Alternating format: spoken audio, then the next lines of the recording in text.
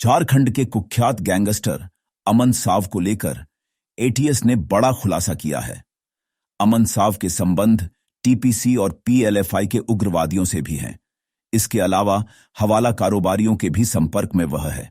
उग्रवादियों द्वारा वसूली गई लेवी की राशि को वह हवाला कारोबारियों के जरिए इधर से उधर करता है और इसका निवेश भी कराता है।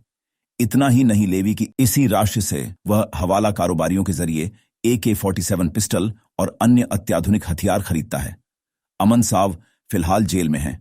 अमन साव गैंग के खिलाफ इसी साल 17 जुलाई को एक केस दर्ज हुआ था। दरअसल एटीएस की टीम रामगढ़ जिले में अमन साव के एक ठिकाने पर जांच करने पहुंची थी। तब उसके गुर्गों ने पुलिस पर फायरिंग कर दी थी। इसके बाद से ही एटीएस अमन साव के रैकेट के खिलाफ जांच में जुटी है। इसके तुरंत बाद रांची और रामगढ़ में ताबड़तोड़ छापेमारी की गई। इसी बीच एटीएस के एसपी को सूचना मिली कि अमन साव गैंग के गुर्गे आकाश राय, हरि तिवारी और बॉबी साव ने कोयलांचल के कुछ कारोबारियों से रंगदारी मांगी है। इतना ही नहीं, एटीएस को पक्की सूचना थी कि रंगदारी के इस पैसे से AK-47 पिस्टल और कुछ आधुनिक हथियार खरीदे जाने हैं। पुलिस और एटीएस को पहले से ही पता था कि अमन साव का संबंध कुछ उग्रवादी संगठनों से भी है। पूछताछ के दौरान अमन साव ने भी इसे स्वीकारा था। उसने बताया था कि टीपीसी के कई उग्रवादियों से उसके अच्छे संबंध हैं। इनमें बुढ़मू के सागर गंझू, पलामू के राजन उर्फ मुन्ना, उमेश यादव, रमेश यादव, मनोज सिंह, आशीष कुजूर और विराज आदि शामिल हैं।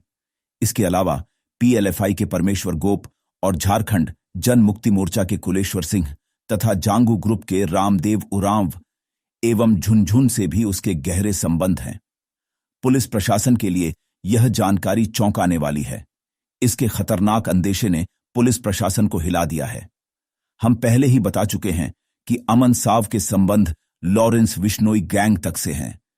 ऐसे में उग्रवादियों के पैसों से हवाला कारोबारियों के जरिए उसे अत्याधुनिक हथियार मंगवाने में कोई परेशानी नहीं होगी।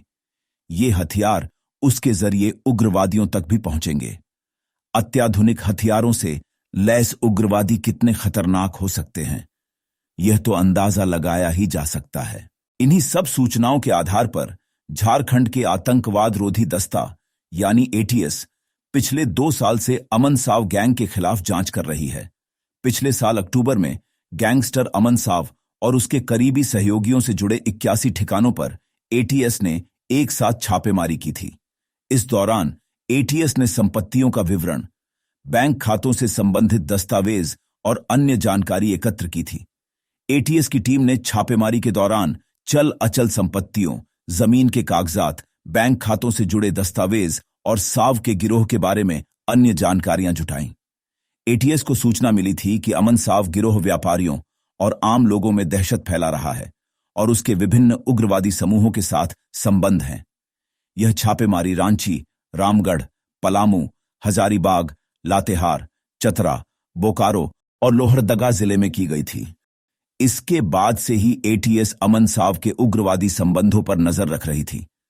इसी क्रम में यह बड़ा खुलासा हुआ कि वह उग्रवादियों द्वारा वसूली गई लेवी की राशि को हवाला कारोबारियों के जरिए इन्वेस्ट कर रहा है और अत्याधुनिक हथियार खरीद रहा है।